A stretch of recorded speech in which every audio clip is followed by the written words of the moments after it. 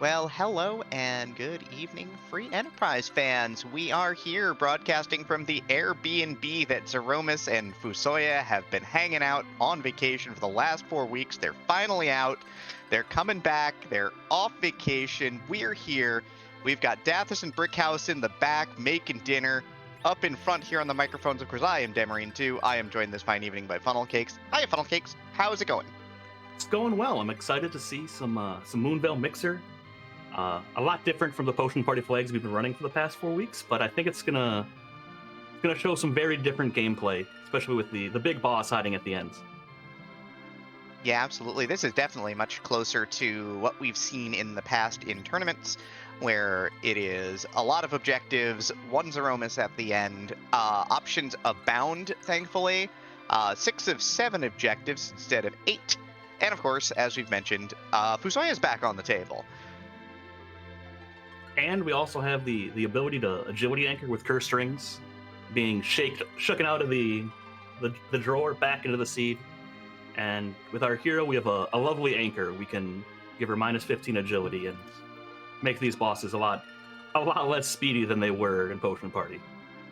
Yep, shops are down to standard from the full blown wild that it was before.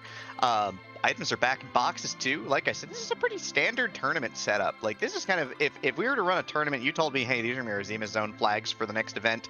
This is not a spoiler, everybody. Yes, I'm an admin. No, I don't know. We haven't started planning yet. And you told me these were the flags. I'd be like, yeah, that's pretty cool. Yeah, the stock standard experience with, a few twists. Adamants are back for some power. Our treasure settings are down to max tier 5 on Wildish. So Eblan's not nearly as fun and exciting as it has been in past days. But if you get lucky, you can get a very fancy set of armor to go with the Riddy Arcane we have. Yeah, I mean, you could still loot Eblan Castle for the wonderful, wonderful 3 encounter chests in there on Wildish, and they're still pretty good. I think the tough thing here is that, again, that tier max 5 is going to be really tough for people. Shops are on standard, but J-items are back, so Sirens are on the table as well, because, we want people to be able to grind. It's going to be interesting. Like, I know a lot of our more seasoned A and B slot runners are going to be pretty used to flags like this, and so they probably didn't need a ton of practice. A lot of our newer runners, this will be definitely a different feel. Speaking of Eblan Castle, you can see LUF has gone there first, while Guerin is on the more standard play in the Watery Pass. Yeah, and I think this is going to be the big divergence between a lot of runners is they're both pretty good tiering for these settings, but it's just kind of where you want to lead off with the rest of your route. And there's always finding the trap chest in Eblan and having to retrace your path if you're looking for certain things that came from boxes the first time through. Yep, absolutely. Garrett did pick up some mute arrows and a bow, so, starter gear here at least is on hand. Nothing for Kane yet that I saw, so I am not seeing it. But of course, LUF does run up into a Boreas, so as you can see, the tier 5 items are popping out of boxes left and right now, which will be great for our runners, certainly. Yeah, I think you're going to have a lot of success in these flags is leveraging your starting J-items from your kits, as well as whatever you can find. The Gaia Drum that Guerin just found, as long as a Sylph Summon, which is very nice with our free Riddia we got.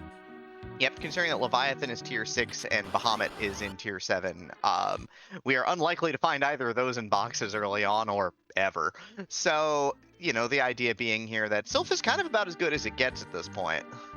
Yeah, and if you're trying to make an early, say, Ordeals play, which with 3 bosses we're looking for, having to do the changing room alone as Riddia can be daunting with certain setups, and Sylph kind of just makes it easy. With Sylph Glitch on, put her off the center slot, and you're good to go.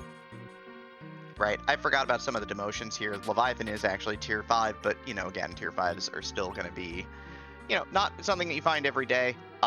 Boreas in boxes are T4 and shops they're T5. It's kind of an interesting thing. They're in T4.5 because of balancing issues. Don't mind me. Bringing out the deep cuts of knowledge of very niche tiering systems.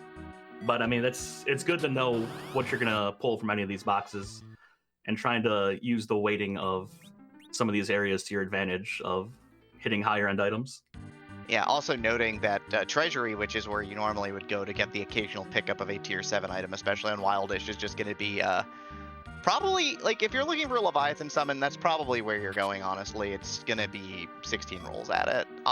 But other than that, like, tier 5 gear is nice and all, but it's, you know, it's not what we've been seeing, certainly. Speaking of things that we're seeing, Guerin is up on Mount Hobbs. Looking at the character, it's another Kane. Notably, they can both line up next to each other again. It's true. We have our two Canes.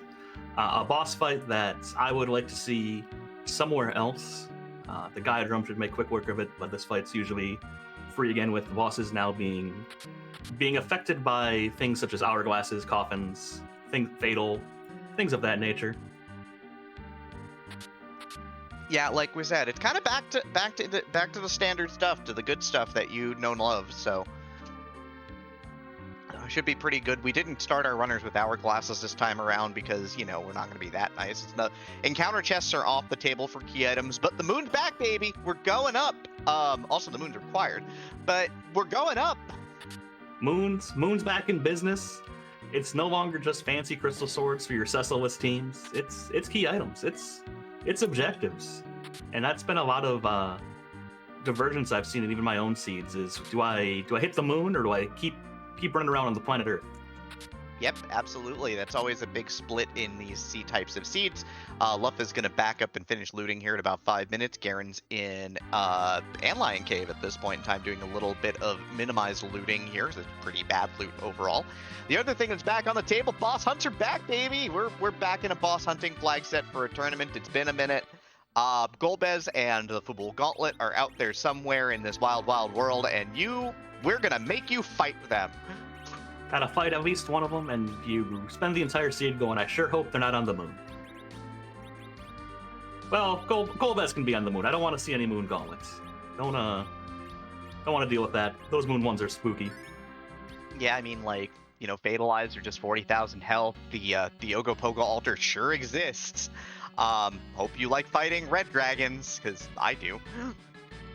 Or you can find the old crystal sword gauntlet, find some blue dragons, and you just look at it and go, all right, I sure hope nothing spirals out of control. Absolutely. Baigen's going to be off the table early here, so Snake Arms and its powerful melee complement and paralyzes won't really bother us in the mood, which is kind of nice. Few jumps takes off the main body, and even if these arms got to explode phase, there's 3 characters, 2 arms. We'll be through this regardless. I can do math. 3 minus 2 is 1, right? Yeah, one's the final character you need, the most important character. Thankfully, arms don't have much health. One dies, the other one explodes, and, you know, doesn't do a lick of damage, so we're probably fine. First key item check spot here, we've got a box. It's the package, not an objective, but it is character check. And because it's one of the restricted spots, it can be our Fu or Cecil, which are two powerhouses that any runner is looking to scoop up. So yeah, LUF is now sort of tracing through where Guerin has already been, so the looting is a little bit different here. It's going to be, you know, looks like there's going to be a Dwarf Axe equipped and unequipped for Back Row Glitch for LUF. I know Guerin has, I believe, a Drain Sword or Spear as well as a Dwarf Axe equipped at the moment. And it's going to start giving us boss checks here, and he'll get Miss Cave. Yeah, probably the Miss Cave check, and then might peek his head in for the package check, see if that's something he wants to sit through the cutscene back in Kaipo for. You know, he doesn't want to sit through an Element's fight he doesn't need. No, they can retire nicely to the Miss Cave.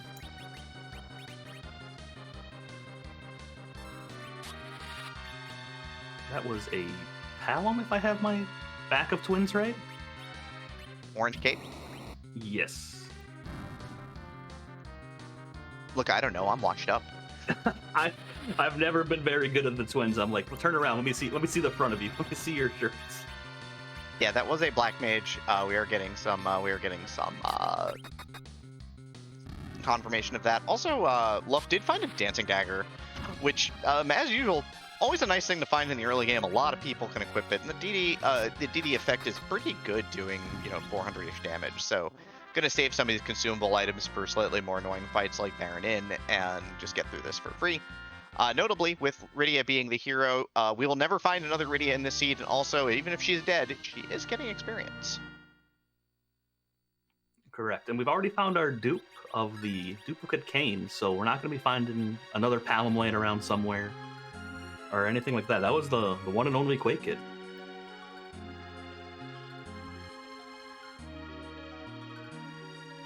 A Plague in Fubul should be nice and straightforward. Gonna get Sylph, gonna get Dancing Daggered. And should be through that no problem. Yeah, if ever you're having a tough time with this as well, especially in the early game on these seeds, like this is why you go search for like mid-tier bow and arrows. Spears do bonus damage, so options certainly abound. Notably, Rydia is not going to be in the middle spot because we have Sylph glitch on, so as long as you have 25 MP, you can cast Sylph as many times as you want. Your number will never go down unless you're in the middle slot. And it makes for a very good early game white mage if you're lacking for healing. Can grind out a lot of various bosses in early spots with that. Yeah, it is generally a pretty powerful cure too here. We've got LUF selling off some of this kit. Gave everybody a pile of rune rings, which sell for a lot. But they also equip real well. They're one of the best caster defense items in the game. Defensive Fubul is over for Guerin, and Guerin, of course, locates the pan here. No underground access yet. But, the pan's great. It takes a little bit off your mind, and being in this particular slot assures that you are going to be double dipping anyway. Right, and it's, once we get underground, that's 3 very fast checks that can accelerate you to 10 key items or get you some nice gear off of a summon spot to kind of round out a party. Yeah, you just need the Sylphs to, hand over the Bahamut, and then everybody will be happy.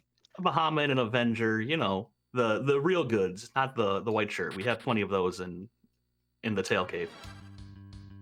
Yeah, the fun toys that everybody wants. They sure are out there. It's just a matter of can you get your hands on them.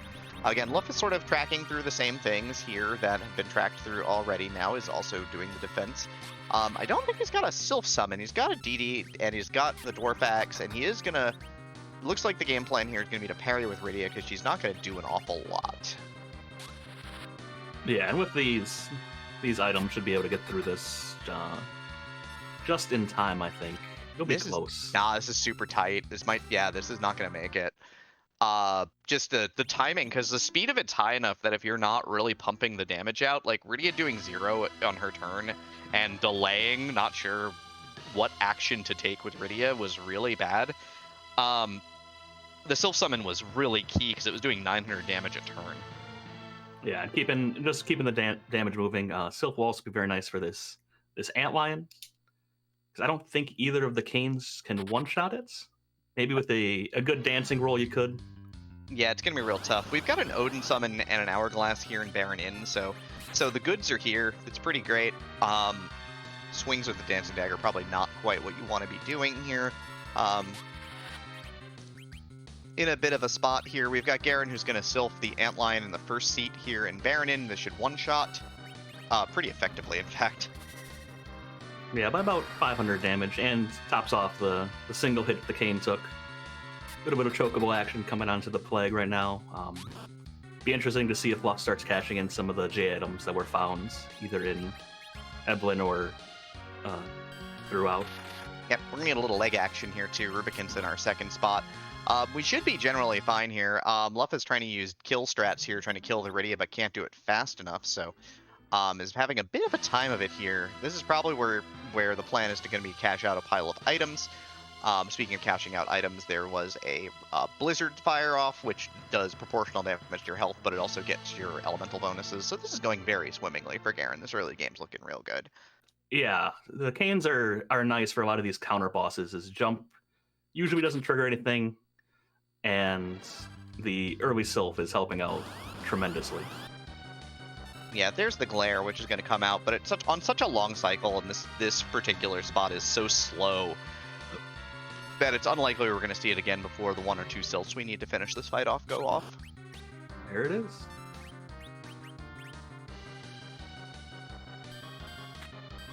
And it looks like LUF got a Star Veil up to start reflecting those The Count's back at Plague, and a Baron Key from Baron Inn. It'll be interesting to see if Guerin tries to make the brave crypt through Baron. Probably not at the moment. Little tough with just Sylph. It's doable, but slow. We know the first one is either Mylan, which would be a little scary, or Mylan Z, which would be, I guess, not as scary. The tough thing here is like, I think you check the shops here. Like, the weapon and armor shops are going to be great because they are gated, and since we're on standard, the gated shops do get pretty good stuff here. Runax is a worthy buy here. Yeah, I like that play. I'm here for this. Yeah, get one of the canes to really kind of start chunking out damage. Axes can betray you a little bit, but I think when they're on, you're going to be having a much better time than using either the dwarf axe or a drain sword. Big mage slaying too is always great. But yeah, LUF third try through, easy peasy this time. Cashes out a bunch of stuff and has a plan and has a pan, so he's moving on now as well. Guerin's taking the Tella and taking a few more shop checks, peeking the mist shop, seeing if there's anything nice hiding in here. Will be interesting to see if we go up to Kaipo and check the bed as well. Yeah, Brewing Quest in chat letting us know that Guerin also did pick up the Asura Orb. In case of no white mage, Asura, 2 out of 3 times, it works every time. My favorite white mage until I really need a Cure 4 to roll.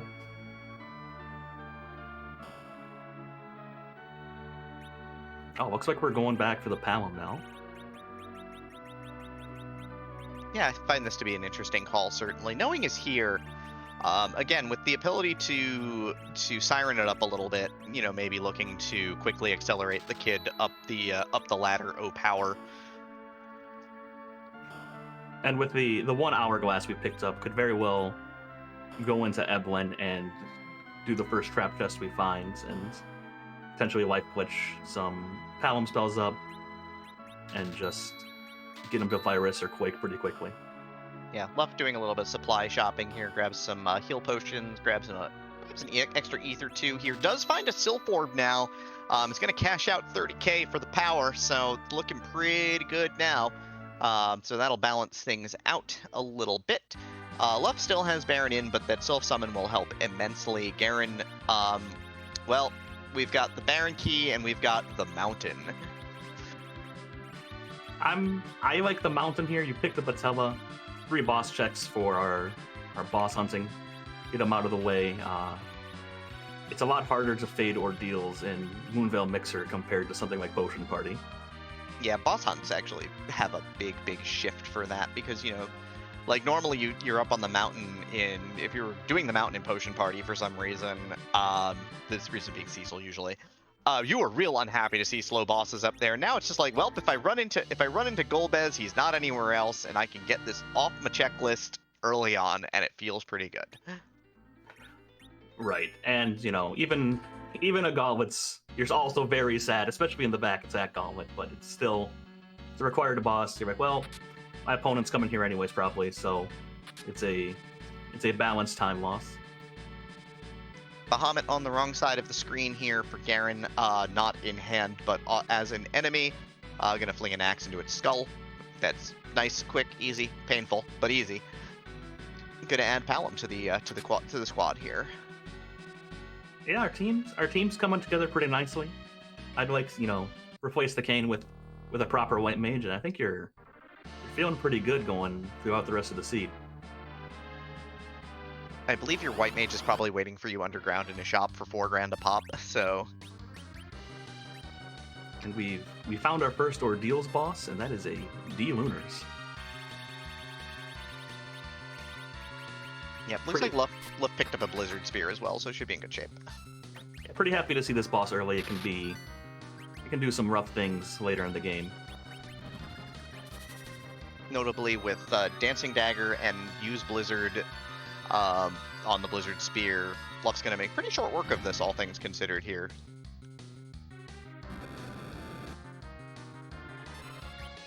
We found our white mage. They're sleeping in bed in Kaipo. Big chillin', big chillin'. Just big chillin' the rest of the seed. Porum did enough work past 4 weeks. She's sleeping. She's on vacation. Is it her turn to go on vacation? Is she gonna end up at the Airbnb at some point?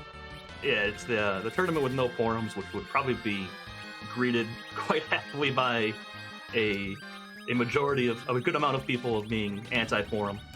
I would never do commentary for that. I couldn't do it. Sorry. You couldn't hand them the forumless seeds. Nope. Like, you know, everyone's gonna disrespect Porum, but I'm gonna be here, you know, supporting my perfect, precocious daughter who has done nothing wrong.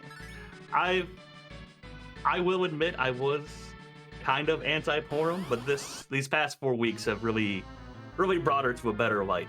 She can do a lot, and getting Berserk a little earlier is very nice.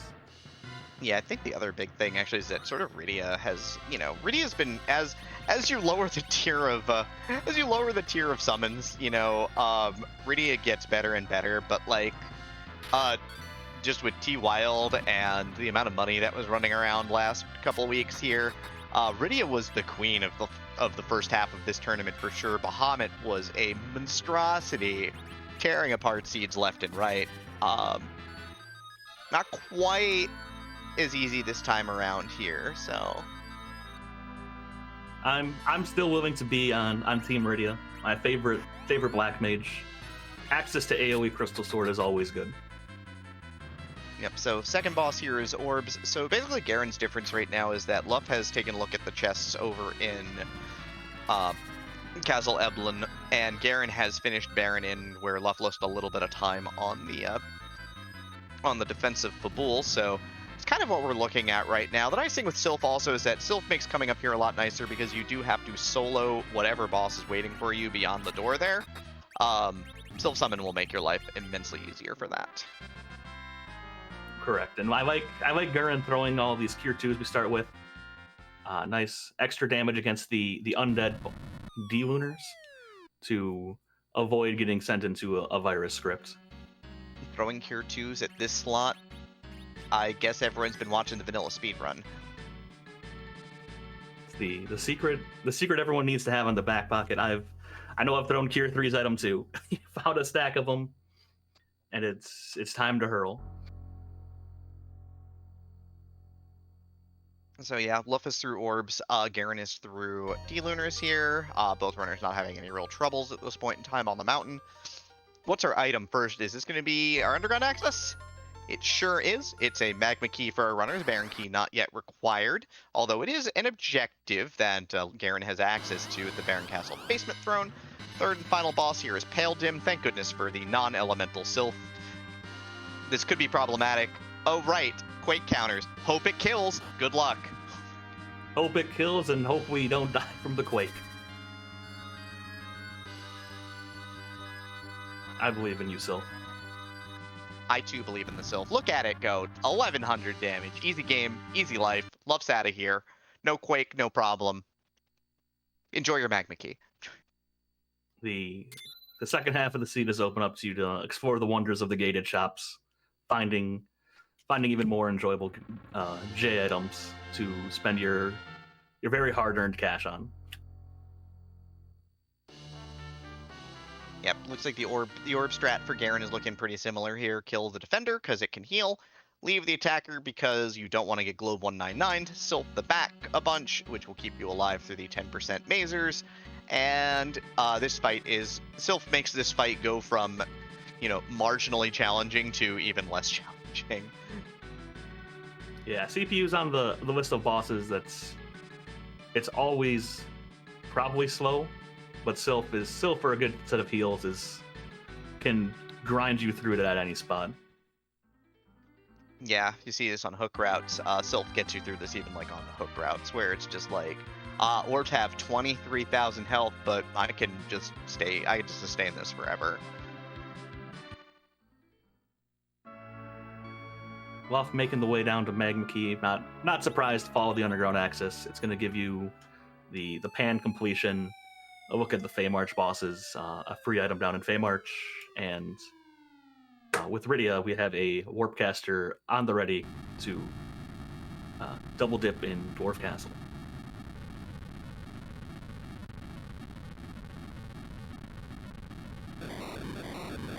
As well as gaining another look at one of our gated characters, probably looking to get some more power, just round out the team a little bit more, find some of that gear the Canes could really use. Yeah, so we'll see how this opens up the seed a little bit. There's no direct underground objectives, though. It's no longer King and Queen down below that are required. Although when we check Feymarch, we can see if Golbez is there, and we can look for a blue cape, which would give us the old 50-50. So yeah, it'll be interesting to kind of see. Like I said, the only check that's going to be left up top for LUF will be Baron Castle, or Baron in... Guerin has full cleared the Earth side, except has... At this point in time, we'll see if he decides to abandon the Baron key for the moment. I wouldn't be surprised seeing the plethora of very fast checks underground. Baron's going to be just a little slow with Sylph as your main damage. Chella can help out now that he's online with viruses, but they're not the viruses we're looking for. Yeah, the other big thing is just, yeah, like you mentioned, the power down here is going to be pretty great. LUF does SU for the moment. This looks like it's going to be a check of the package and a check of the Mist Cave. We know that it's Elements in here and Palom over there. Dips out immediately from the Palom. I don't feel like I'm particularly surprised about that. It's a long check for him. And then I like checking these bosses instead of having the Mist Cave kind of sitting in the back of your mind of what if that's a boss that's a free objective to do.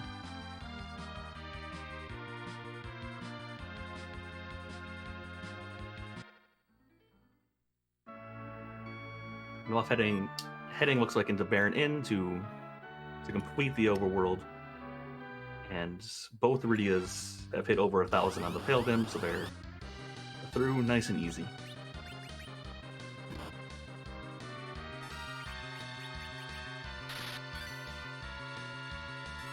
Wizard Spear and Dancing Dagger to cut through this ant line without seeing any of the counter scripts. Nicely done, keeps everyone at full health. One Cane took a hit. And then the Rubicon should be nice and quick with this Blizzard Spear that LUF has picked up once to get a nice attack going. Yeah, it's getting us a regular attack here. Or no, you actually menu to jump. God, people are so good at menuing these days. I just missed the movement. But yeah, the Blizzard Spear jump is just basically lethal with this Sylph summon, so easy peasy out of here. No time at all. Gonna even up the odds a little bit in terms of time. The only thing are either runners, neither of them have actually taken a dip in the waterfall at this point. No, that boss can definitely be a little frustrating early on because it's such a fast spot for the overworld because of how the vanilla game wanted you to deal with it with the tentacles slowing down. So finding anything there early can get out of hand very quickly. I mean, I was just talking about doing the reset check for, hey, if this is, Fabul Gauntlet or Golbez, I can come back later. True. Checking it when you drop the hovercraft out, just you're there in the area.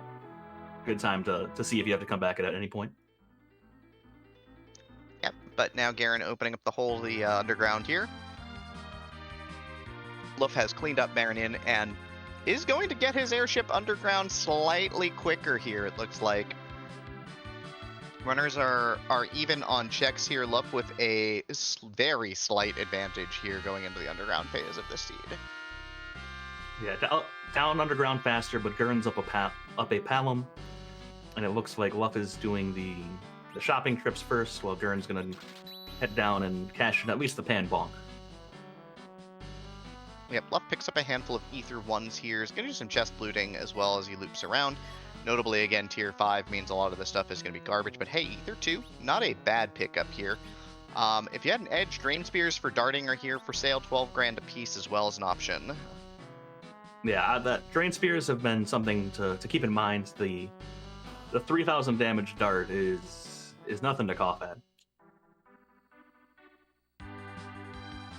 And get you through plenty of bosses with relative ease, especially now that we can be a little more set up on anchoring. All right, first possible key item from a summon spot here for the tournament. And yeah, it is a sand ruby. We know that it is Porum there. 5 grand a pop. That's right. We've got white mage in a bottle if you want it. That's right. We've got the power of Bacchus wine on hand. You no longer have to bring your own. You can go into the package shop and take some home with you. Yeah, Bacchus are very nice for just freeing up actions for your white mages, getting your melee guys just going that much faster and pumping out huge amounts of damage. Yep. Guerin's big thing found is our warrior's chest in the first floor. That's a good spot for in case he wants to fight it. He does have the option. The big thing, of course, is that yes, it does free up your white mages if you have them for specifically casting Blink is the big one. Blink is what I've come to describe as the strongest heal in the game. Simply do not get hit. Simply step out of the way. And I didn't see what was in the Tomra shop, if anything. Was that the Bacchus wines? That was the Bacchus wines, yes. Finishing up looting down the Fey March. Looks like both of them are checking some of the boxes. Money can certainly be a little tight on these treasure settings, so trying to just get any strong key items you can, or strong items you can to turn into cash is pretty important. Oh man, this is something I haven't seen in a hot minute. It's the inventory boss, everybody. Now you get items from boxes again. Remember, you can press the R button to throw away garbage that you don't like or want. It also makes a very fun noise when you push R.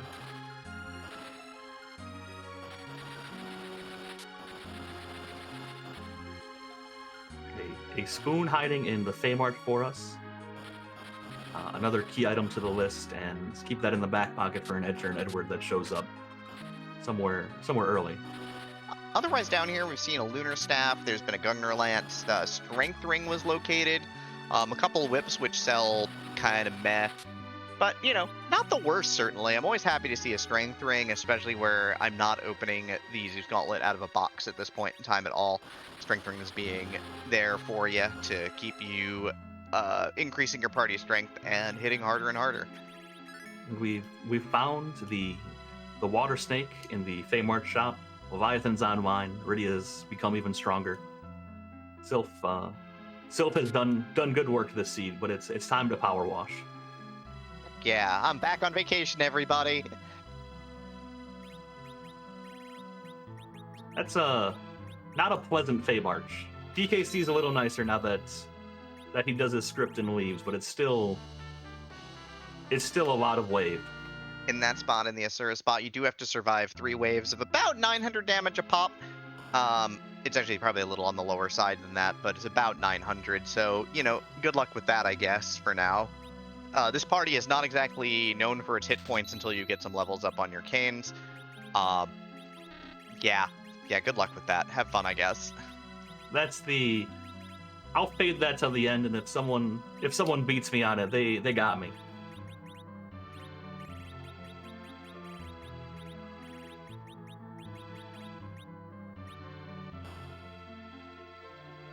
Looks like Guerin's heading off towards Dwarf Castle. It'll be interesting to see if he tries to take the bosses with the newfound power of Leviathan and some of the other items we've picked up along the way. I wouldn't be surprised to see this taken. We should be able to get through both bosses, provided it's nothing too rude.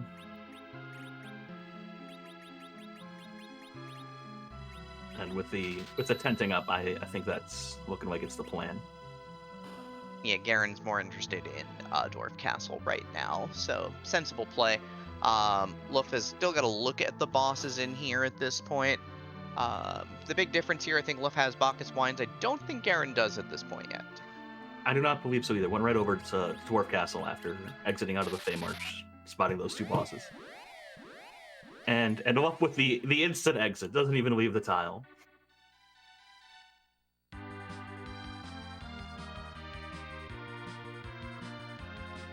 LUF is headed upward into the Sylph Cave to drop the pan off here, which Guerin has already done. We know it's the Sand Ruby as the first item, and we've got 2 Baron Guards here. two very vulnerable, weak, pathetic Baron guards who can definitely get turned to stone. They've been nerfed. I think everyone's happy about it. These guys were a menace. Yep, we've got rune axes, we've got Leviathan, Odin will one-shot them, hourglasses will lock them up. Options certainly abound now. They do hit quite hard in this spot as they cut down the old man and the old man and the hero. Yeah, this spot is deceptively strong. It's one of the harder spots throughout the non-moon areas. Just with based on the original fight of dealing with the 6 Calbrinas and then the big dolls kind of being the scary part. Yeah, the tough thing about Leviathan is a fairly long channel, so Lyridia had died, but ends up picking her up, and Sylph is a much faster cast, so is going to zip through the first fight now, relatively speaking. Tella's dead. I guess we're playing for Enterprise. Tella's dead. He's where he belongs. He's taking a nap until we need him to exit after our second boss. Yep, LUF comes up top, finds the bedded Porum here, and so is going to wake her up and say, "Hey, your job's not done."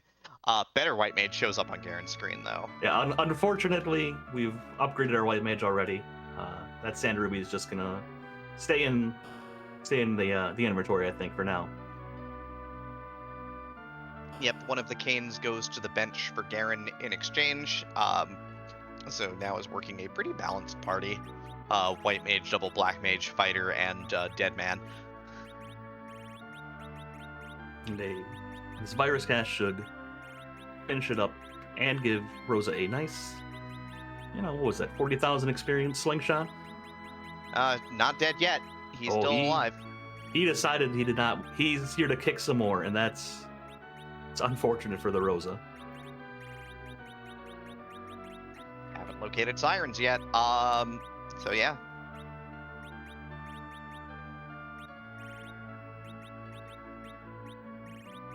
Quake is online, ready to go. Palom should be a big help for wherever we decide to run off to next. Probably depends greatly on what comes out of here. Yep, we're gonna have 2 checks here. Warp glitch still in play, so Rydia, of course, already knew warp. Tella learns warp on the mountain, so warping is gonna be real easy.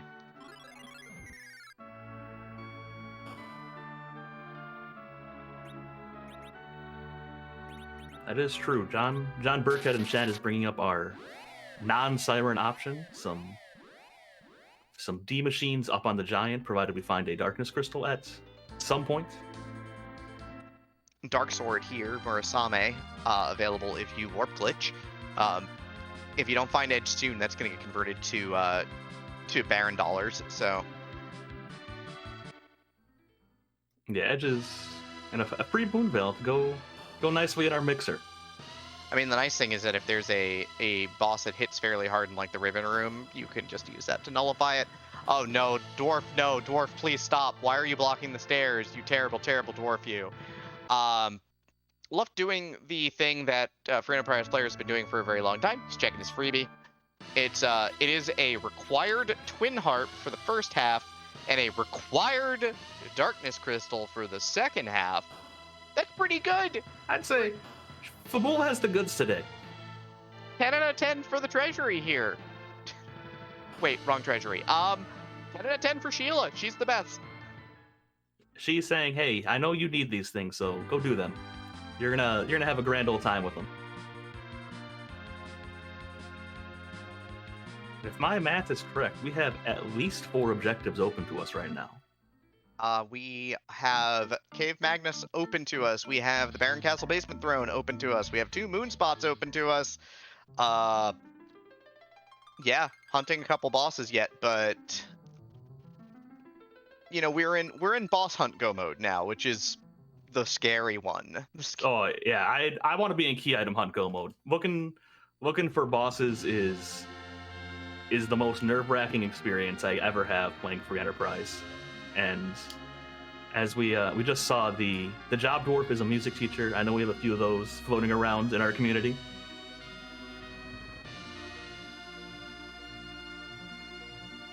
just some shiny crystal armor to go with our stack of money. But I think Guerin's gonna get his Bacchus wines here and be ready to start hitting things. Yeah, he's going to grab a few less. He's definitely more mage balanced right now. LUF still has the double cane set up because he never went to Dwarf Castle. And LUF is going to he's going to head over to Baron first, so it's going to look like there's going to be some swag flying over to Castle Baron first, and then with a likely push towards music afterwards. I'm kind of here for this. This seems to be sensible. We know the first boss is not on our checklist because we know that it is a purple robe. It's a Mylan family member. We don't know what the second boss is, and LUF has seen the Palom, took the Porum, hasn't seen the Rosa. Oh, and chat's bringing up bringing the whale over for a D machine setup with the Baron encounter manip. Right, we have to do the Baron encounter because Can't Run is on, so we do need to do the manipulation outside of Baron. So we got to turn on encounters. We're going to save our game. We're going to reset because we got to reset. We got to start from a fresh start, and then we're walking. Walking and counting. I am very bad at the walking and counting part. I'm a much bigger fan of the in the giant manip, but that is very much not possible with Can't Run on. Yeah, Guerin has also come on over here and found all the things you could ever want and more in a Darkness Crystal and a Twin Harp. He is headed to the Twin Harp though, and yeah, like everyone's mentioned, it is grind time. LUF's going up to the Giant of Babil. With the ethers in hand and the weak ability for more deals, Tella's gonna shove this party into the battle zone. And it looks like we're going down Harp to get some music and our first objective. Yeah, I think the big thing everybody's got to note is now with Zeromus on the table and Moon Bosses, and we're not doing encounter chests in like Sylph Cave to pile on the experience points that way. It's grind time again, everybody, and the Giant is one of the two big ways to get your experience up in a hurry. The other one, of course, being if you can pick up Sirens in a shop, you can cash them out for Gold Dragons. 34,000 base experience a pop in the Underground. And if you find them in Moon, and you've got some Hourglasses too, you can also do the other Gold Dragons for a lot of experience, but having a weak caster or being able to hit the Dragon weakness is a lot more necessary for that one. Yeah, the nice thing here is that Guerin did come in here with a bunch of already dead party members. And so the useful thing about that, of course, is that you don't need to worry about the cutscene fight, and you get a full heal right afterwards into the second fight, which is pretty great. Yeah, and just kind of getting everyone set up for once they bounce back alive, seeing if there's any metal items we can put on Rydia or Palom to get the perished immediately and go right into the harp scene. Yep, so how we take on the Searcher Beamer, of course, is very interesting. This is probably a spot you can use weak on the Beamers. You can also probably take them out with Leviathan if you have it.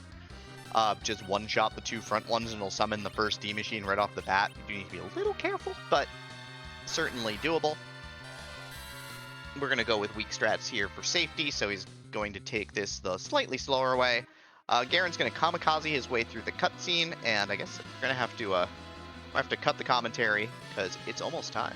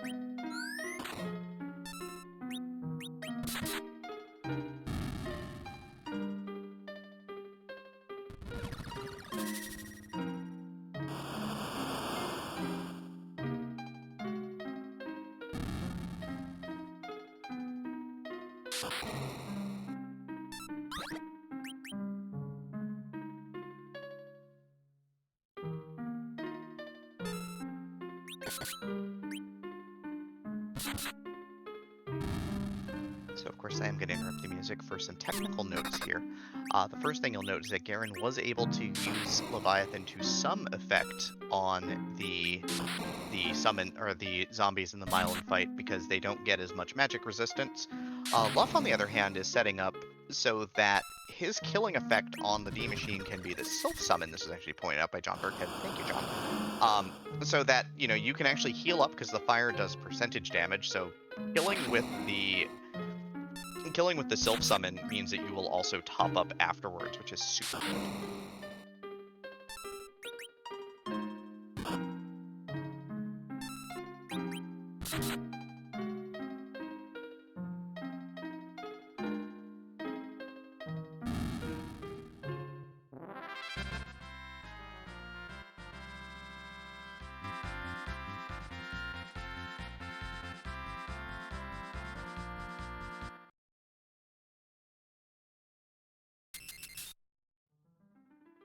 And with that, we're through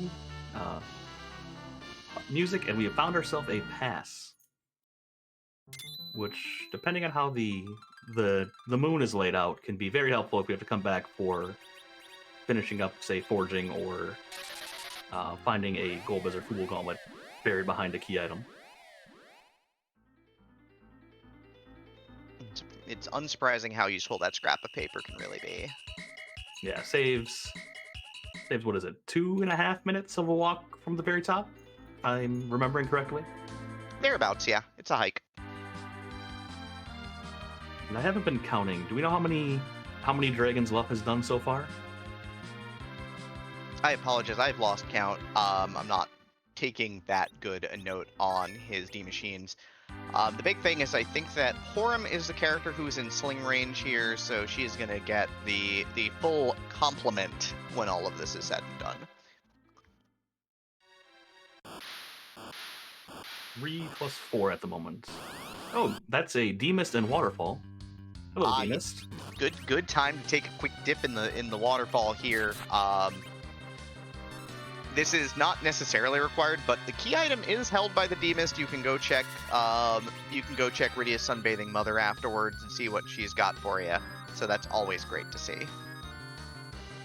Yeah, and it's another one of those bosses that it's very much a kind of a weight off your shoulders to be like, all right, it's gone. It's not hiding somewhere like sneaky, like King and Queen of Eblan, Element, CPU, and it's not gating something required.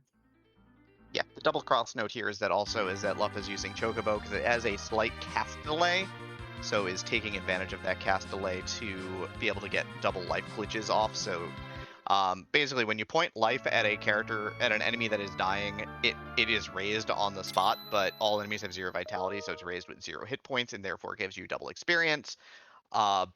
As many life potions as you can target will give you as many life glitches as you can get. Guerin, on the other hand, here has done pretty well, I guess, to find that, because it was half of Forge, which could take one of the boss hunts off of the table. And give Rydia a very lovely plus 15 wisdom weapon. Give her her very own Stardust Rod in a plague set where it is very hard to find them. And it looks like we're making our way to Baron before going up to the moon, which I like. It looks like we're at 9 key items, probably trying to spike one more to make any grind in the future a lot faster. Twice as fast, in fact.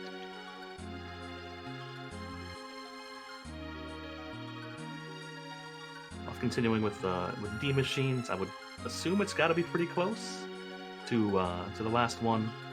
We're making the long trek through the underground of Baron, and it will give access to the Odin Throne, but I don't feel like we're quite ready for that either. Yeah, LUF will definitely have the juice for the Odin Throne, obviously having done a very full grind here. while it is likely that Guerin is definitely just trying to get the 10 key items before he decides whether he's going to check the moon for sirens or just D-Machine as well.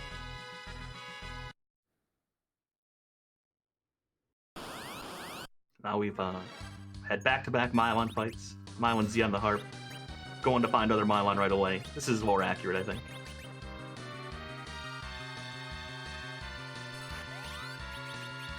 Yeah, he's got snake fangs instead of snake arms, but yeah, this is acceptable here.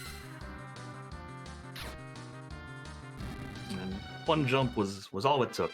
Kane's put in some good work for us against the Mylon Z, who counts as flying to have Earth immunity.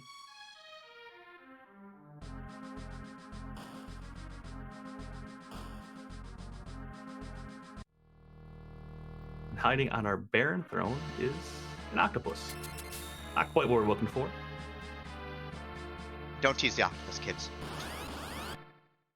Let it be the king. It's earned it. But a Lit 2 from both of our mages, or a Lit 2 and a Quake should take pretty quick work of this. Yeah, Jump doing 1800 damage at this point, so, you know, you gotta love that sort of damage output right now. So, once we see the Quake, this fight's gonna be over. We'll get a nice long crumble, then Guerin will take a nice walk over to the Baron Trash Bin, which, if it's the Legend Sword, things get real interesting real quick. Yeah, that's a very nice 10th key item. You get the Forge Shop, which has a lot of the goodies we normally can't find. I mean, the other thing is that it absolutely assures that one of the boss hunts is off the table because he went and took a dip in the waterfall. We found ourselves a Yang who, unsurprisingly, is sent to live in the tower. Yeah, it looks like I think both our runners are pretty competent at this point in time in terms of what they want to do. Cursed Rings would be nice for both of these compositions, for the Tella. Or, well, it doesn't matter, can't anchor that way anyway. For the Rydia, most likely. LUF is committed to double Zerker at this point in time because his Canes will be leveled out. Guerin's on a Tri-Mage comp, black, black, white. So, kind of certainly looking like the play is going to be big Reflect for Guerin and LUF maybe on hybrids or just double Zerkers for the late game. And speaking of a Legend Sword, I'm so good at this game. simply know where the items are. Simply just say that you're going to pull a Legend Sword and then do it. And the very quick flight down to the Kogel shop to check off yet another objective and get a wonderful item. Yeah, I think the big thing in the shop is just such a good pull here because of the possibility for some big ticket armor. Some armor, you can get some crystal rings, which are very nice for this team. Just tanking up a little bit. Yeah, we got rune rings already. Protect rings might be better because, you know, the big man Golbez is still out there. I really should stop talking. I'm good. Like, I'm good. You're good. I'm good. I'm gonna stop talking. You're gonna stop just reading the seed ahead of time. We're gonna start cursing them too much once we get to the moon.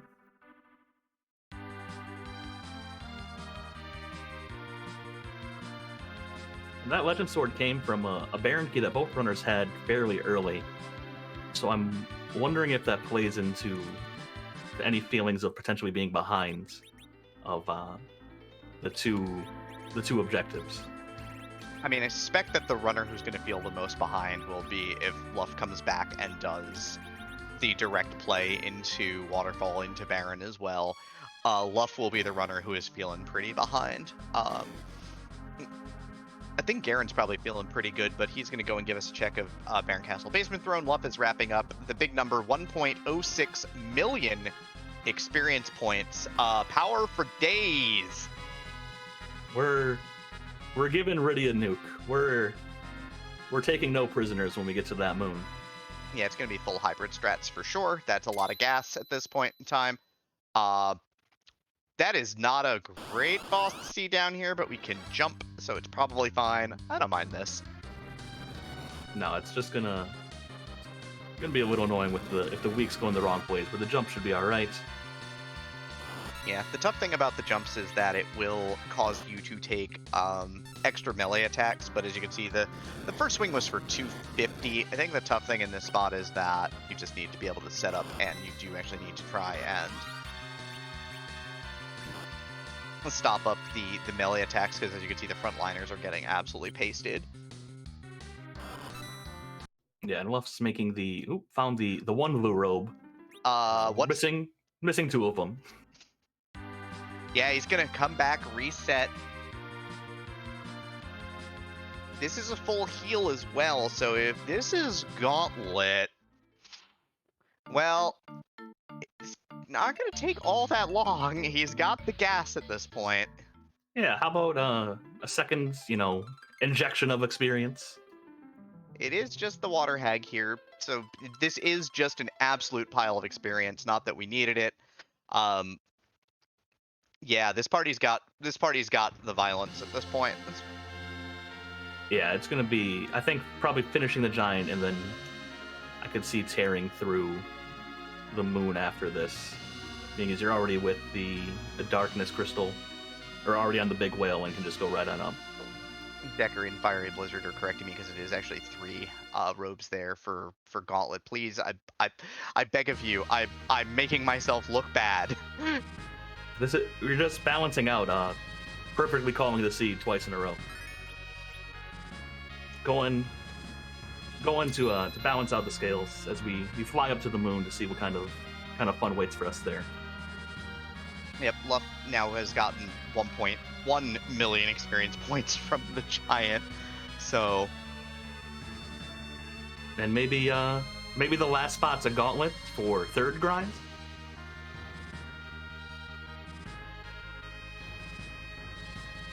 Look, 2nd grind I can do, 3rd grind is a bit much. Gonna check at the lunar dais, see if there's anything there. I doubt there's a character who would swap. Maybe a Cecil for that Kane would be about it. Or a Fu. How about some vanilla? The sweet taste of vanilla on the moon. That looked like it was Odin at the CPU spot, and LUF wants none of that. Not that I can blame him.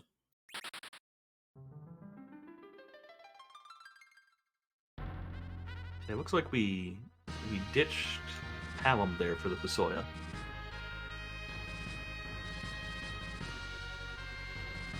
Yeah, this is going to be a siren check for sure in the moon shop. Options certainly abound. Doing D machines with Fusoya is, well, fun and exciting usually. Unlikely to do it. Those are moon sirens that LUF has skipped. So we now need to see, this is where the seed gets interesting, right? Guerin's probably going to commit to this party, which is primarily going to be built on the backs of the 3 mages. We're going to see if Guerin can siren up a bunch of power on his 10 key items before LUF can leverage the power that he has from doing the giant with the advantage that Guerin has already forged. Right, and it looks like we're going to get a quick check of the hair dryers, see if we can spike an item, get a little bit more experience probably before going down to do what I think was 10 sirens that were bought. Yeah, it looked like a stack. It's generally all you're gonna need for this. You can go into the underground, go towards the Murasame altar, or you can go into Cave Bahamut and get it pretty quick. LUF is going to stop by Baron here and is going to do the flight from Baron over to the music. So it is time for LUF to start catching up objectives here. Again, this is going to be interesting to see how much LUF's power matters. In exchange, we're going to see if Guerin's double speed grind off of what is going to be a couple of hourglasses, a stack of sirens, and the choice of either going back to Earth for 68k dragons or staying up here for 120 plus possible life glitch dragons. It looks like just 3 people will be getting experience from the hair dryers for 60,000 experience for Fu, Kane, and Rydia, and just an Excalibur. No Cecil of note in this seed at this point, so yeah, Excalibur, I guess. If you want more money, Yeah, big pile of money to potentially buy more sirens to get a full grind from the underground. Probably needs, what, 15 of them to get to nuke comfortably. Probably a little less from levels we've gotten already.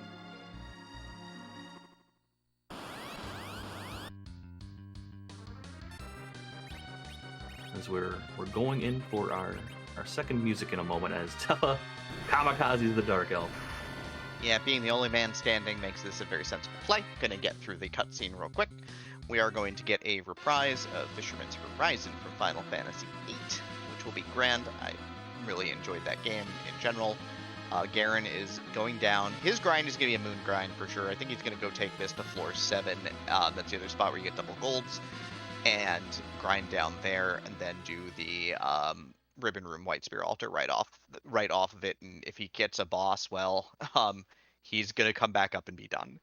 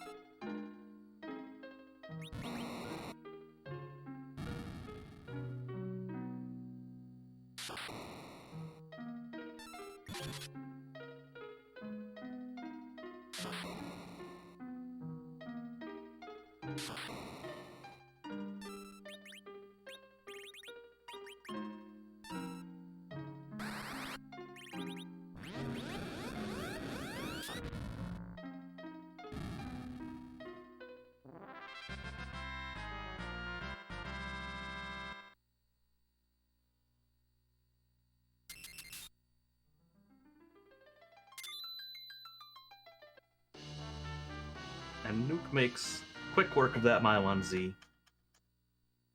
There's a lot of the business. There's a lot of magic defense, but the big ol' microwave is going to do the deed for sure. We've got Dark Imps here, so this is a freebie once you've got some levels, because you do need to stop them up with the Hourglass, but the troublesome thing is that when you don't have levels, they're going to start meleeing your party for 1,000 to plus a pop, and so you do need to get the Hourglass off and have a party member alive at the end. And Kane definitely got a little unlucky taking two of those hits in a row.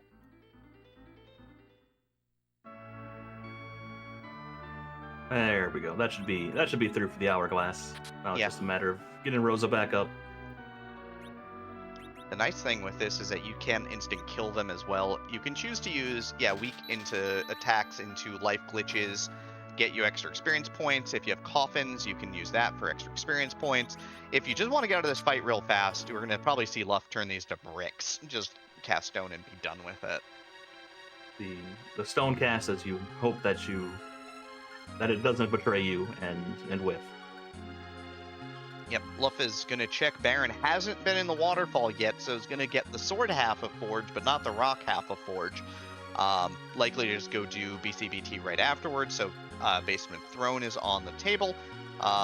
Again, we're another week here, and so Guerin's going to speed up his grind a little bit by doing this, getting a freebie, and the one reset is perfectly worth it. Yeah, and then right next door for the Ribbon Room is another 200k experience we can stack that on right afterwards, provided it's a boss we can handle.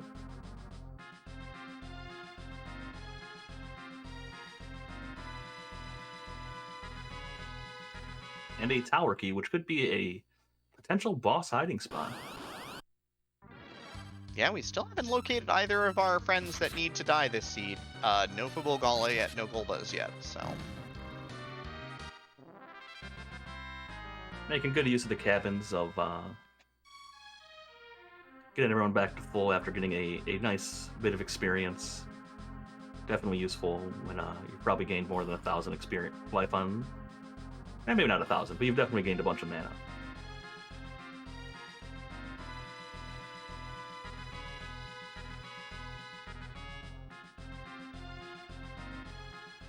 And a Mega Sisters in the Ribbon Room. Not a particularly fun boss, but we have a Rune Axe, so it should be okay.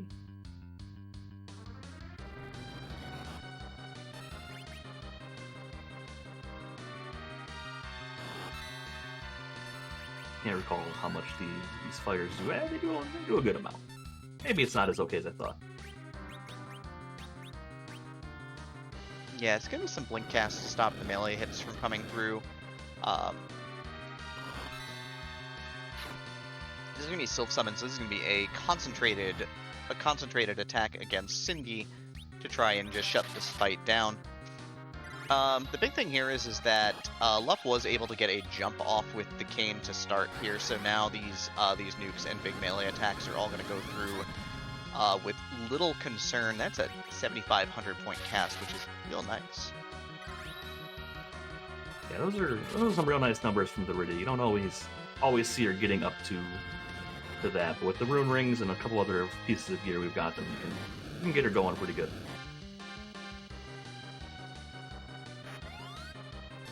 The two canes putting in work, both being able to set up jumps on the Val.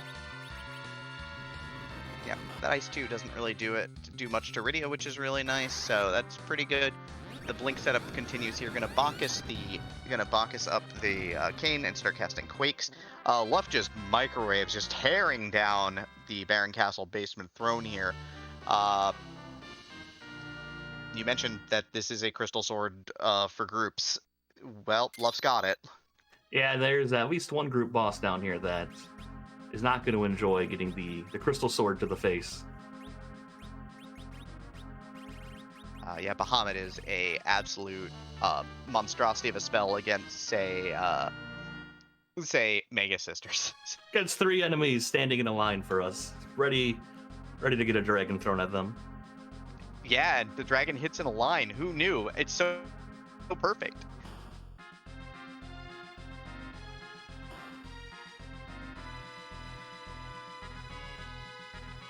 Looks like we've stabilized on our Mega Sisters of keeping Blinks up on Kane. Looks like he might have gone down there. Yeah, LUF went for the basement throne first because he is very powerful, and understands that he doesn't need to go back inside. He's just very powerful. So yeah, he's just gonna waste Octomom real quick here and then go get his Legend Sword.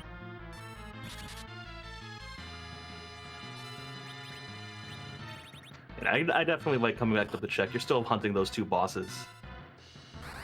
It's very hard to leave one on the table, and we've gotten down just to Cindy for the Mega Sisters, and we'll see if we can get through her before she casts a remedy.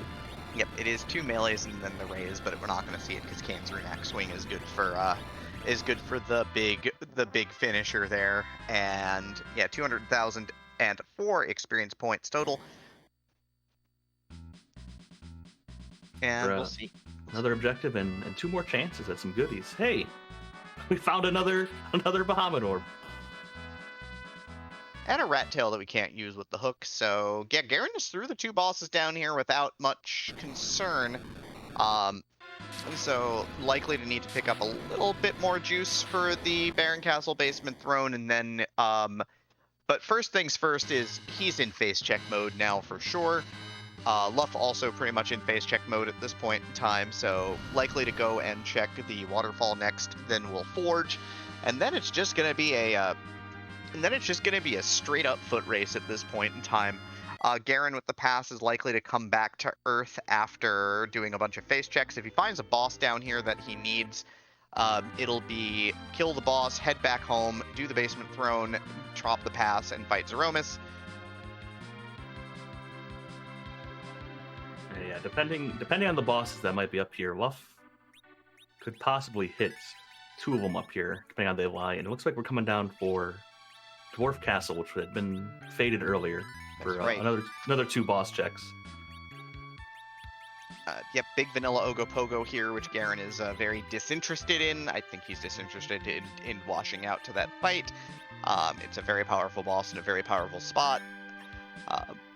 Yeah, LUF is catching up a little bit on things he missed before. He's actually going to come back and do the double check here at Dwarf Castle. You and I know this is completely dead and just wasted time, but It's not a lot of wasted time. He's very powerful. Yeah, with as strong as we are, I get the play when you're looking for two bosses, and there's a lot of spaces open for them still. Yeah, tower key in hand as well, so double tower also available to you. Like, I think the big thing is that it'd be really annoying if it were like double Earth Crystal and you left but Earth Crystal behind, but you know, you can't really make that call. Ogopogo is real nasty and face checking is faster. Yeah, and hey, we found a Golbez on the Crystal Sword altar. I mean, I'm commentating the seed. Of course, it's on the Crystal Sword altar. Guerin's going to reset to do a little bit of setup here prior to the fight. But yeah, this is hard go mode now. Again, this is going to be kill boss, skip town, and then off to probably to the finish up the grind beforehand, and then hit the basement throne and off to the pass. Yep, the fighter Kane turned into a pig. The rest of the party, of course, is going to get minied because they're mages. Small characters don't need to worry about spellcasting. Rose is here. Gonna take Tella and dismiss. I like this. You can build up a lot of the XP from the moon bosses, get her to reasonable healing shape, and then Form can focus on hurling whites. Yep, so the big thing here is that LUF is not on the route to the finish here. Not that it matters all that much, because both those bosses go down like a sack of bricks.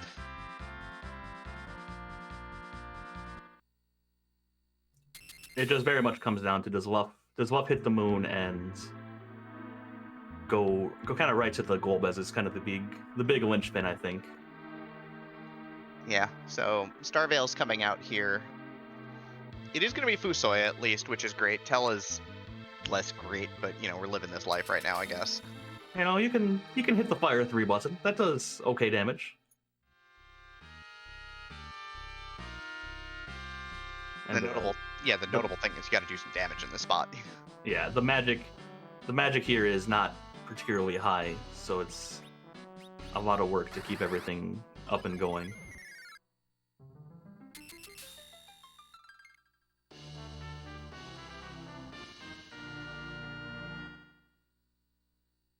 Trying to get a life 2 up on, I believe that's Rydia on the top to start getting Bahamut's out to speed up the fights as the very wimpy fire magic comes out.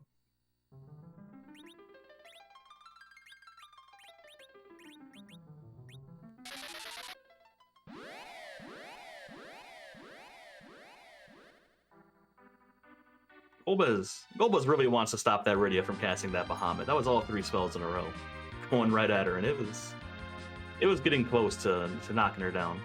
But a wall from Fusoya should help keep her up and going.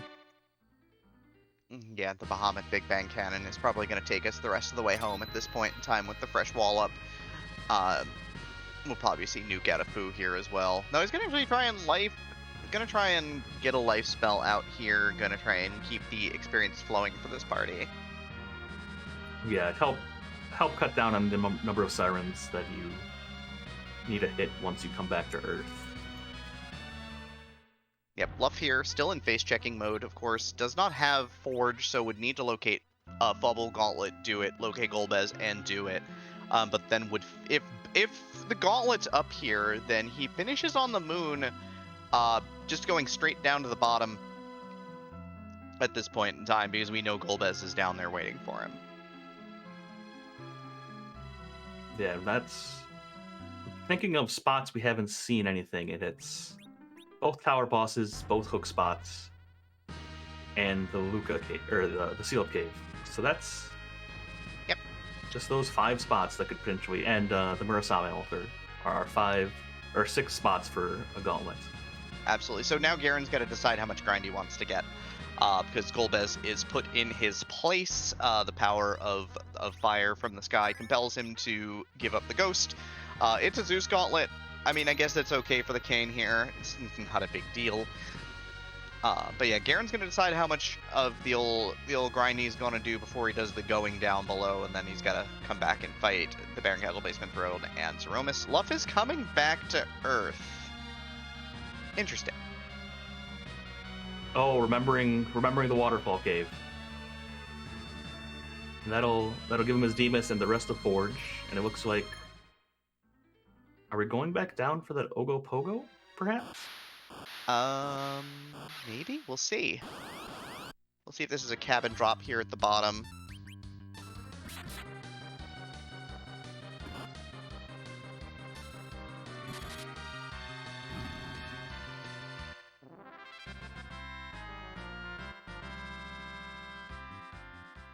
Probably just saving down deeper here in case something goes wrong.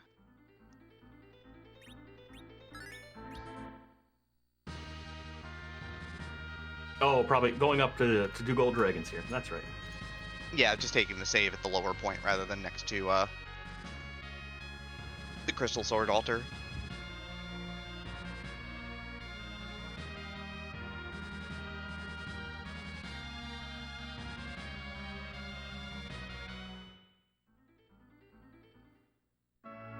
Hourglass comes out, and with our 2 weak casters, this actually makes it go rather nicely. Yeah, LUF is picking up the Adamant here for the second half of Forge. We know the path to victory at this point in time is all on the moon. It's Crystal Sword Altar. 2 bosses required down at the bottom are Dark Imps and Mega Sisters. And then Zeromus awaits us. Coming back from vacation, and we'll see just how big and angry he wants to be today. Yeah, the big thing, of course, is that Fu's back from vacation, and he is doing yeoman's work here for Guerin, bringing the big spells without the big grind, which is actually helping his cause immensely. But he does need to get the rest of the party up to speed and ready to rock. I believe he only had 1 Hourglass, so the rest of these will be a little spookier. But with the stop spell, that'll help out some of the damage as well. Stop the back one, weak the front one. Strategy, like it.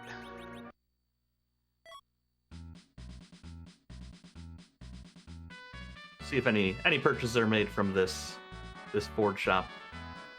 I don't believe there would be anything LUF wants to pick up.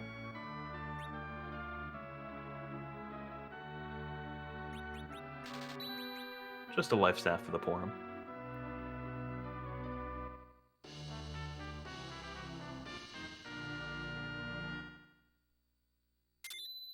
As our second set of Gold Dragons is going down for another 180,000 experience. A very quick way to get levels added to your party. Yep, and LUF lights up Forge now, and we'll see what his decision is. Like, again, the moon is like the only play that he has got to really make hay here, and yeah, he's gonna go ahead and hop on the whale and head on up. It looks like this is going to be a 1 more Siren situation for Guerin until he decides to finish. Yeah, it looked like Rydia hit weak just at that last one, and that's 48, if I'm remembering my Rydia levels correctly. Yeah, closing in real tight here.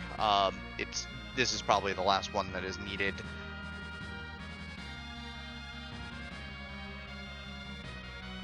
I'll have a very nice reflect strat set up for Z, though I'd be curious to see what our anchoring looks like at the moment. I mean, it looks like you're going to drop your battle speed to 3 or 4 and work with what you got. Yeah, I don't think either runner has found a curse ring anywhere. I mean, also, I don't think Guerin could really use the curse ring at this point in time. I think he's committal to just using Rydia's power as is. Yeah, and there's the Fusoya picked up by LUF. Probably gets sent down to the Tower of Wishes. Oh, swap the Rose out for another nuke.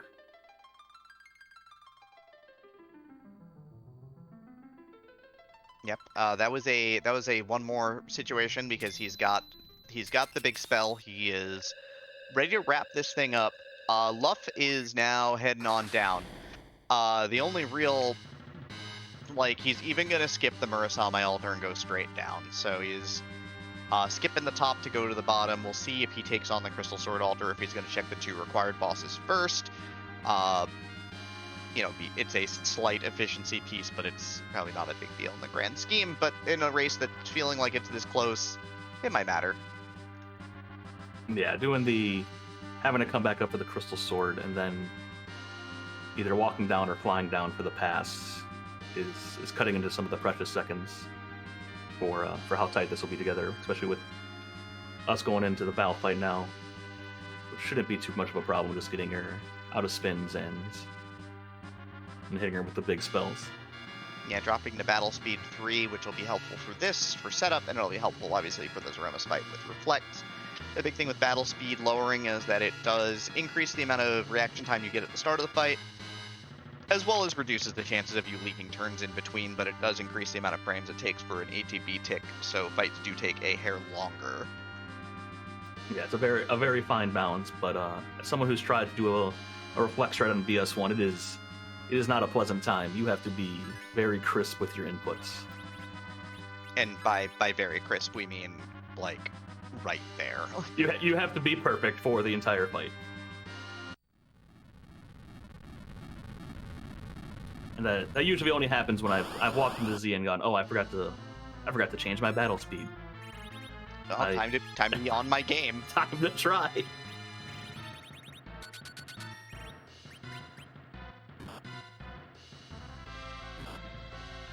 So yeah, LUF hitting the lockdown with the Hourglass 3 here. Gonna put these in their place.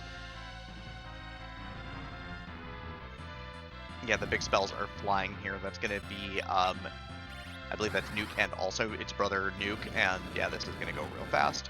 That's a very quick fight. Should be 1 or 2 hits away. Yep. LUF going Coffin, Double Weak Blizzard to finish this fight off. Drops both Dark Imps. So through the first fight that he needs, so we still need the Mega Sisters, and we still need the Golbez that's at the Crystal Sword Altar. Kane's in the air once more to break Val out of this tornado. To let our big spell... Oh no, it just dies right there. Yep. Tornado dissipated permanently. Guerin is gonna obtain a crystal here. Hour 20:30 on the on-screen timer, and a hair because of you get the item before you get the objective. But yeah, not done yet. One last final challenge to get through for this seed. Friends in chat, you've waited weeks for this. Come on now. Y'all better get your flags out. I need you. I need them now. Pull them out of storage, wave them out. We're proud to be back fighting as Aromas again. I wanna see those blue flags filling up my chat. Come on now, I believe in all of you. You got this.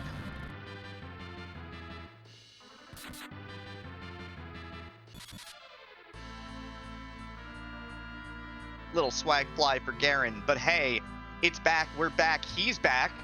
The big man himself, sitting at the bottom of the moon, had been on vacation, hanging out in the Airbnb, drinking mimosas on the beach. No longer. His butt is there. His butt is to be kicked. Whose butt it is? Well, he's got like 600 of them. Don't ask how. But here we go.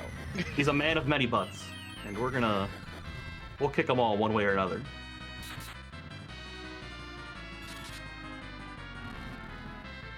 Mega Sisters dropped for LUF, so he's making time here in an hour 22. 5 objectives now in the book with the Vanilla Ribbon Room taken to the end here. But yeah, still needs to locate the Golbez. Gonna probably drop a save. We'll see if he heads up or down first. Pass handed off as we walk through the secret passage. No longer going to the dancers, but to a one-way trip to the man himself, Zeromus.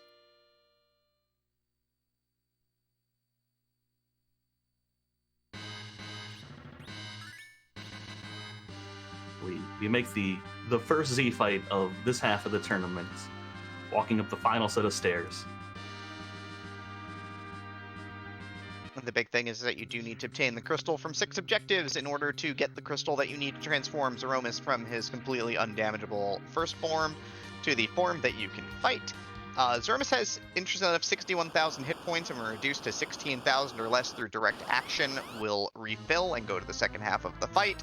The big thing with mages here is that you can actually avoid all of that. If you finish with a reflect, the counter script never goes off, and you kill Zeromus from 61,000 hit points, which is likely what Guerin is going to do. On the other hand, LUF has decided that, you know, fighting the sea snake here is a good idea.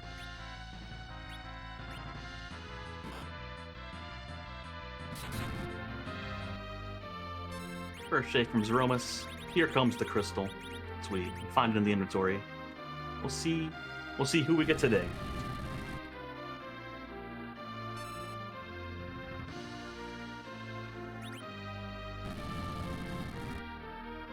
Yep, LUF is set to just sort of heal and tank through this fight right now. So shouldn't have any problem with Ogopogo. This should go down pretty quick, all things considered.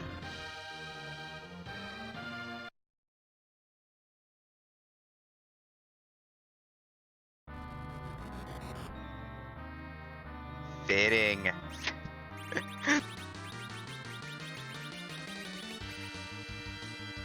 Ultimecia from Final Fantasy VIII to back up the music that we had earlier.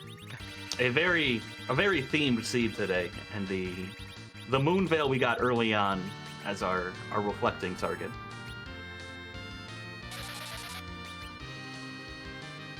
Also, we're getting a leg reprise because she's also rocking the leg in this particular form. Using the crystal for another nerf to get the first Big Bang down to not lethal damage for at least 2 members of this party. Though this nuke might be lethal for Rydia. It sure is, and that's a problem because she was casting a nuke that was destined for the wall that is on Rosa here. So now you've got to kind of decide how you want to take this fight going forward. It looks like the game plan is going to be to push damage with the casters, and Kane is going to be your chemist most likely here because what better does he have to do with this fight? Yeah, we can't use him to get any damage off, especially once the nukes and white start flying, to avoid the counter script or the refill you were talking about earlier. Yeah, LUF is on his way to Golbez, so we know that he is gonna be in go mode and head straight to the bottom. He's got a little catching up to do, though. Reflect strats can be very fast with high-powered parties if they're executed correctly. And this is going pretty smoothly so far. He's got an elixir in the inventory that he bought earlier, and he's going to pop that on Rydia for safety. Shake is coming out, though. This nuke should certainly go off first. The elixir, of course, absolutely will. And then get another slow off for another one of those nerfs, so cut the magic power. I'll see if it's in time. Yeah, the other big thing is that you just need the slow casts for time, because Zeromus with a 30 agility anchor mage means that your other mages are very slow. You do need to be very careful. We're going to see if Fu survives this barely. Hangs on 325.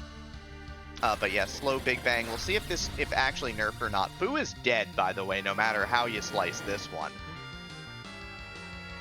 It was very good to get that nerf off as we're using Chemist Cane to bounce everyone back up. Yeah. And more nukes are bouncing off that wall. Yeah, well, no, they're not. That wall is history gone. Black Hole will remove it. It dispels all positive effects. How do you like your white mage? Baked, broiled, or just jammed in a microwave? She's gone. All right, well, we're gonna see how we can stabilize this fight at this point in time. It's gonna be life. Fu was just raised, so his health is not leaking at the moment, but he's only at 50. There's an Asura summon in your inventory taunting you, Guerin, and you don't even see it, thankfully. That's the unfortunate feeling of seeing that Asura summon. But it's also quite the dice roll to rely on that. Yeah, I mean, still going to channel up a Cure 4 anyways, so that's fine. Star Veils are coming up for LUF, so LUF is going to be through this fight. Going to life to the Rydia. We do know that we need to actually get some damage spells off to finish this fight. Golbez does no damage in this spot because it is the Wyvern spot, which has very low magic power. direct cast out, nuke coming back onto Rydia. She does survive it. 435 left in the tank. Cure 4 coming. Fights back to stable. Double white mages can really do that for you. Just Cure 4, Cure 4. Rosa has more than enough health. Will always survive a Big Bang no matter what from top to off. Same with Kayn. Fu is very likely to, given stats as well, so it's pretty good. And a very nice rolls from that Big Bang. Looks like no one over. I don't think anyone gets hit for over 1,000. And ethering Fu back up so we can keep the nukes rolling. Yeah, the good times must roll at this point. This time it's Rydia having the wall. LUF is gonna wrap up the Golbez fight here. Gonna get his crystal at about 1:29, so about 7 minutes Ali at this point, which is always tough. Virus comes out, so we're not into the second half, which is good because we are not ever supposed to go into the second half of this fight if we're doing reflect strats. Problem is there's a white and a nuke pointed at Rydia, and Rydia does not have the ability to wall either of them. It's not a matter of if she dies, it's a matter of how. And oh no, Guerin takes a reset. We gotta race, everybody. We're back to pretty close to parity. Exit from LUF to take the pass door back in. Here we go, everybody. Guerin's got to take a second bite now. That is a big wipe. That's a 6.5 minute wipe thereabouts. LUF is just gonna take the whale home.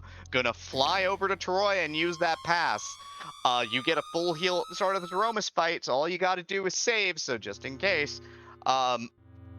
But man, we got to race. We're right there now. We're just seconds apart. Yeah, and that goes to show that the Zeromus fight is always something that you have to be ready for. It can slip out of control very quickly.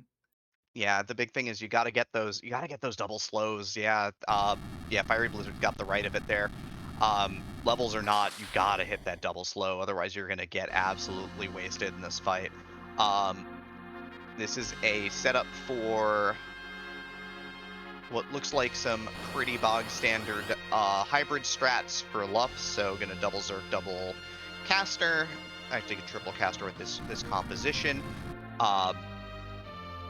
Guerin starts anew. LUF just behind. LUF has popped the pass and is on his way down, and oh man, here we go.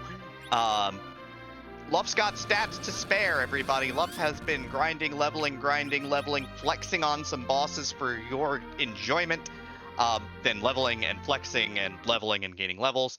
So yeah, here we go. Guerin is restarted. It's 1:31. LUF is running up to the dais right now. We'll get a crystal throw time in a moment, so it's going to be a white after the Starveil Q. Guerin is interested in doing one thing at this point in time, and that is sweet direct damage. Gonna straight cast a slow to get the first nerf. With the wall on Rydia in particular, she won't die to a random nuke, which is great. And she won't die to the first Big Bang, so this is gonna smooth the old damage curve out immensely. Which I like. It's been nuke, slow, white. Kayn doesn't have much to do at this point, so I think he's going to probably take the turn off. LUF is setting up here. He's got his party lined up the way he wants. He's going to throw the crystal. Going to throw the crystal about a solid 60 seconds behind here, it looks like. 48, 49, timer ticking, just about a minute behind.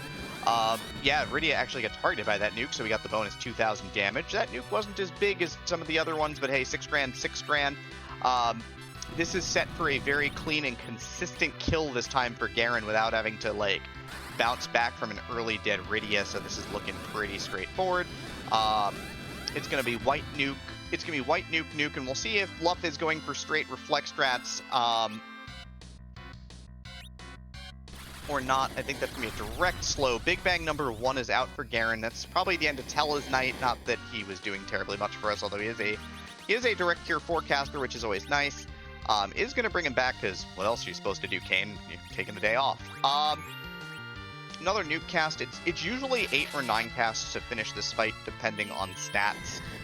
especially with a Fu being one of your casters and only hitting in the 5k range.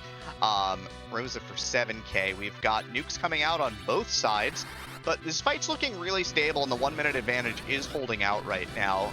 It was a bonus nuke here for LUF, and he's got some Zerks going. He's got Zerks, at least he's manual swinging here and doing counts. Yep, I'm gonna utilize the wall on the Kane. The Big Bang absolutely never gonna kill anybody on the left side. Another nuke out here for Guerin. I'm gonna start channeling out a white as well. Having not seen the second Big Bang, we know that we're well before the end of time here, so that's pretty good. Yeah, I like using the Tele just as another actor to keep everyone healthy, so Fu doesn't have to waste any of his mana healing himself up or healing other people. Cure 4 is still Cure 4 even if you're a Tele.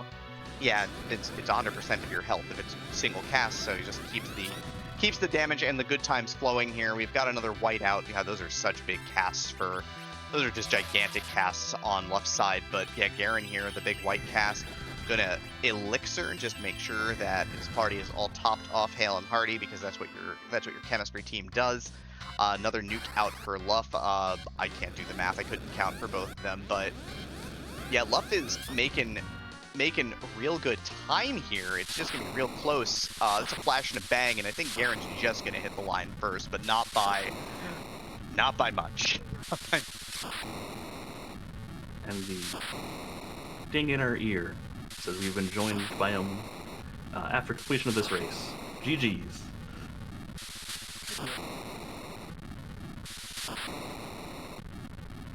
That was a close one, wasn't it? Yeah, it came down to the wire at the end. What was kind of, we'll start at the end of the seed. What was kind of going through your mind as you had to take the reset off the first Z fight?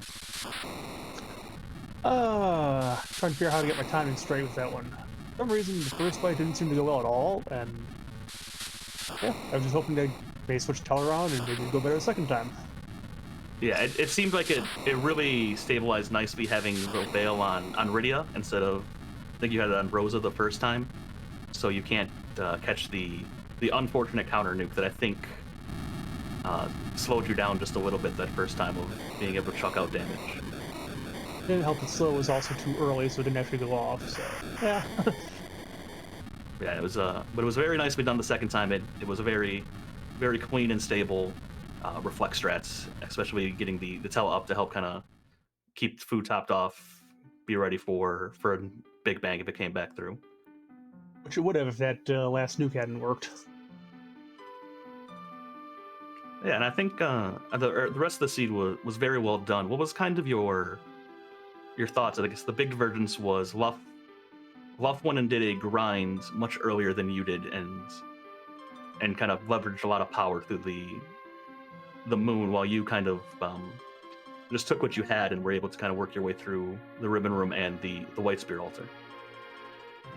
Yeah, I mean, I had some hourglasses, and once I saw Sirens and Moon, it's like, okay, if this gets really bad, I'll just grind some gold dragons. Turned out both the ribbon room and the white spear altar were doable at the levels I was at. Yeah, and the 300k was a very nice injection of XP, and then the Golbez gave you a little more, and you could round it off with, I think you did 3 or 4 Sirens there. And the 10 key item Gold Dragons definitely put a lot of work into it. Yeah, those are fun, and it's nice having free bosses on again. Otherwise, those DMs would have been very rude. So yeah, it was nice seeing the bosses that have been terrorizing us for the past 4 weeks were put back in their place.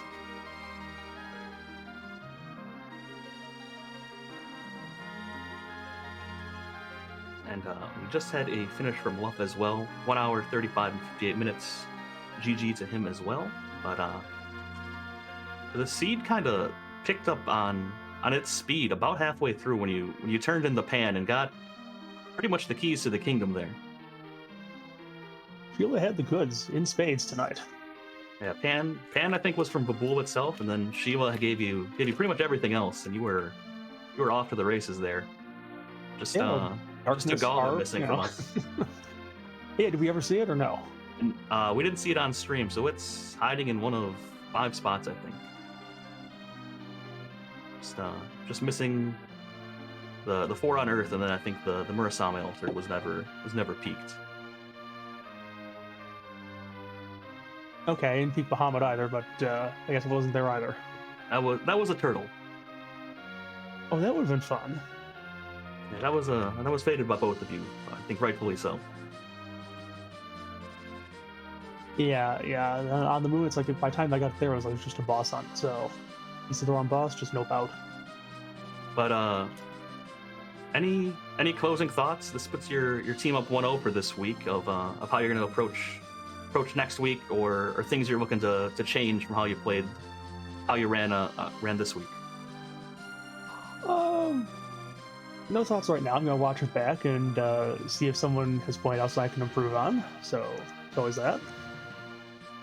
But yeah, otherwise, a wonderfully run race, and GG's to you again. Thank you. It was fun, and thank you for commenting and for the stream team as well. Thank you.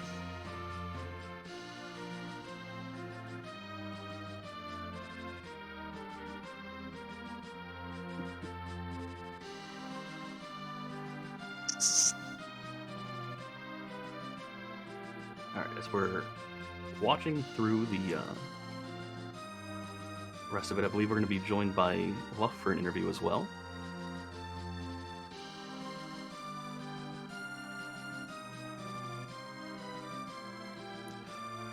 Hello. Hello, GG's.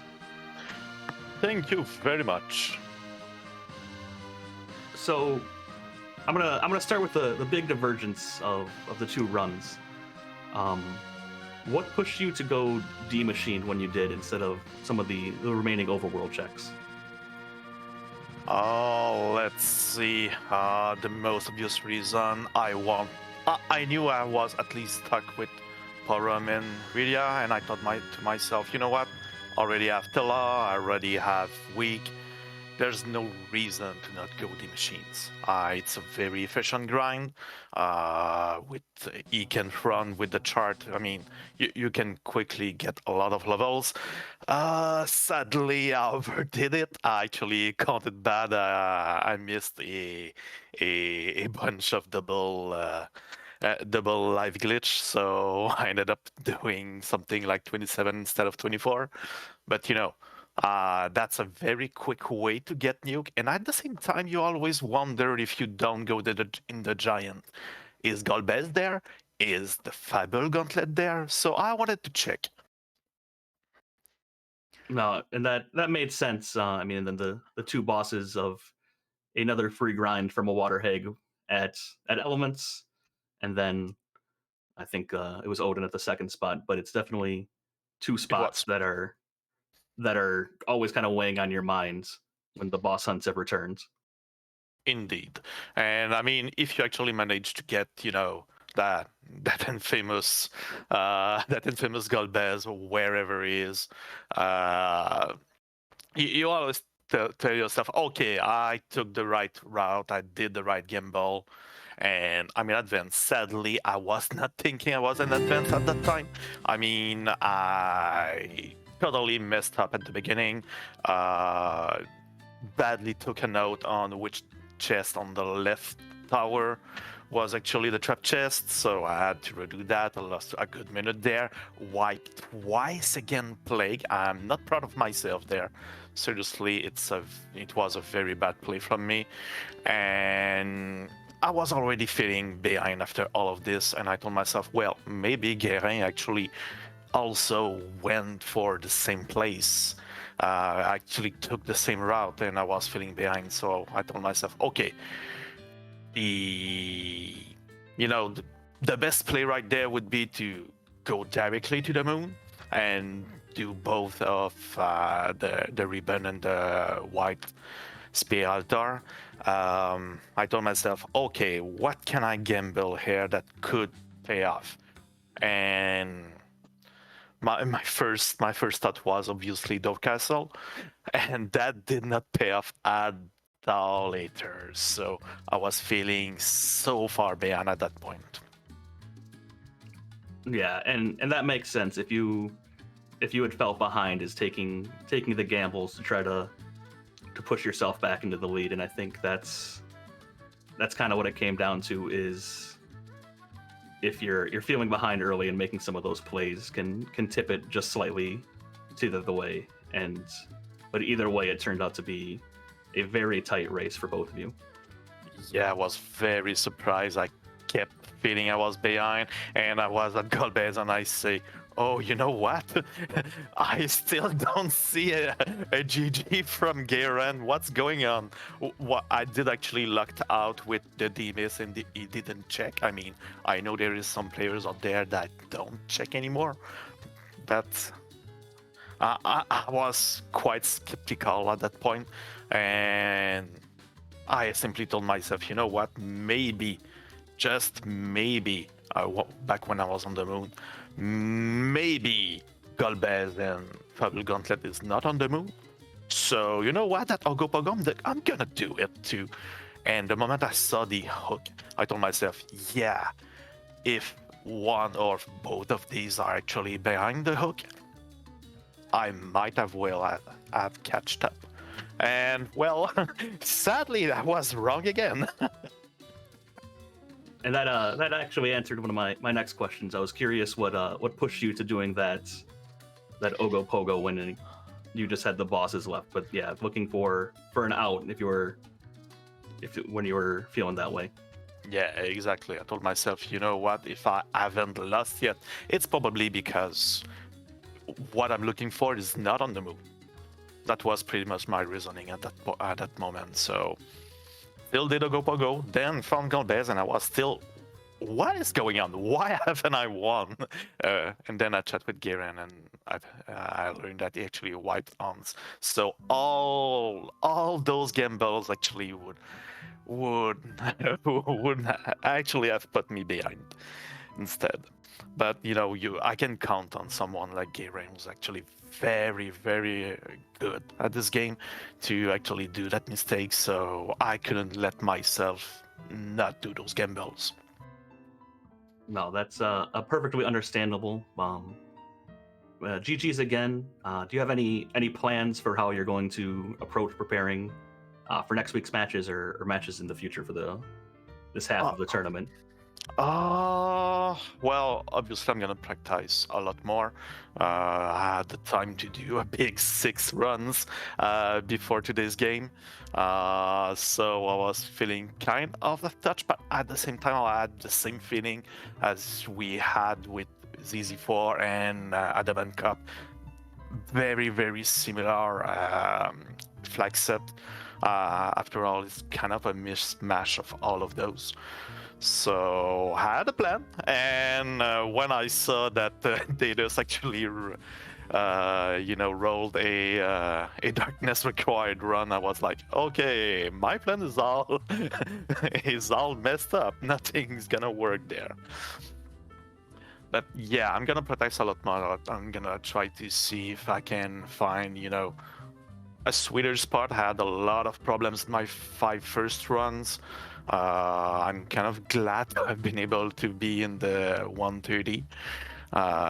That's I still lost. I still didn't manage to take the win for the team.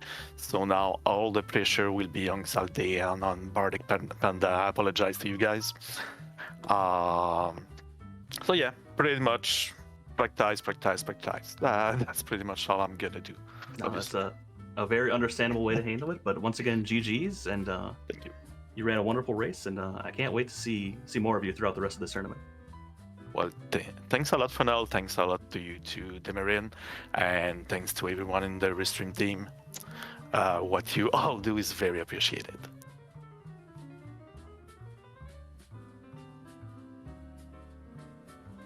All right, and that will wrap us up for tonight. We're gonna have a number of matches coming out tomorrow. Wednesday's looking to be a pretty busy day for Free Enterprise. There's the Twincast tomorrow as well. Those matches should be coming out soon of when and where to find them exactly. And then we're going to be sending you off to Dr. Cossack, who I believe is running some Moonveil mixer practice. But thank you all very much for coming and hanging out with us for the opening Moonveil Mixer match. I had a lot of fun. I hope you guys did too, and we hope to see you next time. Heck yeah, we're gonna do this thing for the rest of the week and month.